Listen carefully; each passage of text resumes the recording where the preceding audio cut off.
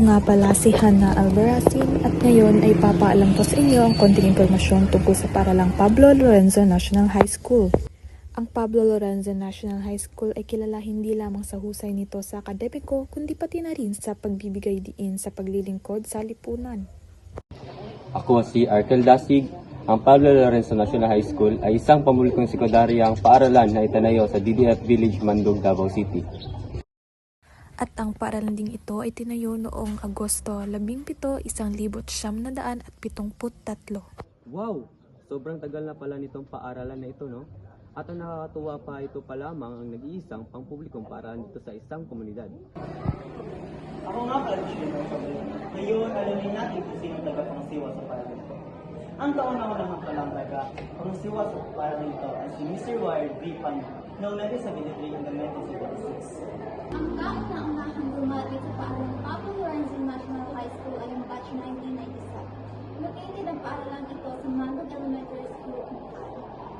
Noong 1983, ang paaralang ito was renamed to Mandog Barangay High School bilang isang kinikilalang pamayanang high school dito sa Barangay Mandog, Buhangin District, Davao City. At ang naging punong guro naman noong 1976 hanggang 1991 ay si Miss Aida M. Toma.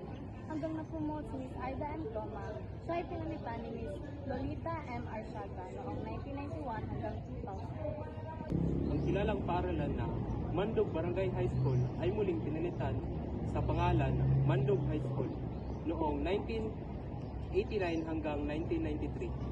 At noong 1987, muli itong pinangalan ng Pablo Lorenzo National High School sa pamamagitan ng kabutihan ni Congressman Manuel Nonoy M. Garcia sa paglipat ng pangalan at pagtitiwala ng lokasyon ng paaralan. At bilang pagkilala sa Pamilyang Lorenzo sa pagbibigay ng 4 na hektaryang lote sa secondary level academy. At ang mga naging punong guro noong ang tawag na sa paaralang ito ay Pablo Lorenzo National High School ay sina Eusebio M. Melifor Jr. noong 2000 hanggang 2003, Anastasia M. Armigo noong 2002-2005, Dr. Divina H. Solis noong 2005 hanggang 2006. At si Emerda M. Guerrero noong 2006 hanggang 2012 at si Bernabe M. Alicaya noong 2012 hanggang 2016. Charlie D. Pullman, 2016 hanggang 2018. At si Romeo A. Ticar, noong 2018 hanggang 2022. At si Maria Luisa Telebangco Manitag noong 2022 hanggang 2024. at si Mr. Arvin Pivenki. Nagsimula siya noong 2024 hanggang ngayon.